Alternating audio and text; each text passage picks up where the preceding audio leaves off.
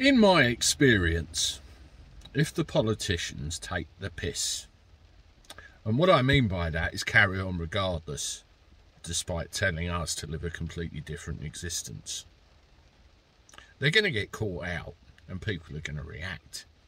They're going to react in different ways. And sometimes it can be funny, other times it can't. But there is a line you don't cross. And if you do cross it, you will be held to account, which happened in the case I'm about to tell you about now.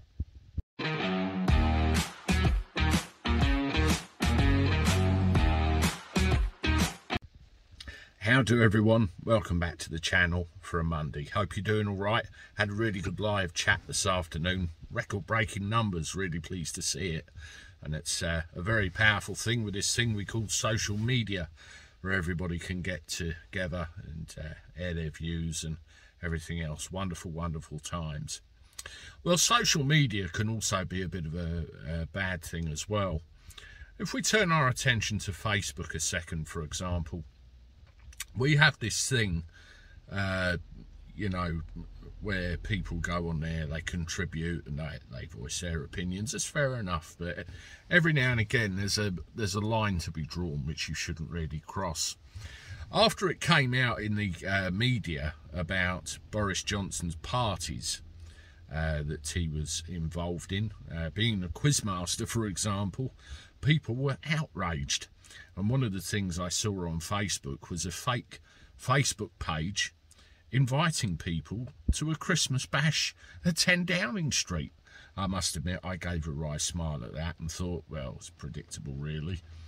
But one thing that went a little bit too far was something that old Jeanette McCranky had happened to her. And while on the face of it, it looked funny, the actual creator of it, you know, probably shouldn't have done what they did. Have a look at this.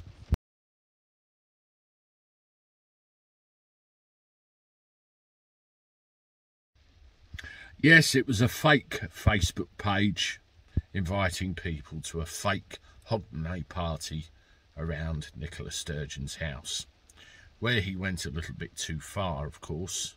He put her real residential private home address down on the page, therefore exposing where she lived.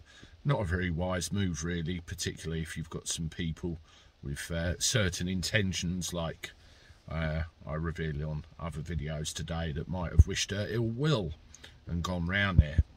Well, it was actually Sturgeon's sister that saw this online, reported it and had it taken down, and reported it to the police along with a name as well, and this person has been arrested. In short, I'm all for a laugh, I really am, and in any other event this would have been quite amusing, really, but you can't reveal people's home addresses. It's, you know, with the position that some people are in, it can be dangerous depending on who actually gets it. I mean, me myself, I had a person worked out where I live and sent me a rather questionable letter in the post, but I'm just handed a Cabby. I'm not the leader of a country in Great Britain.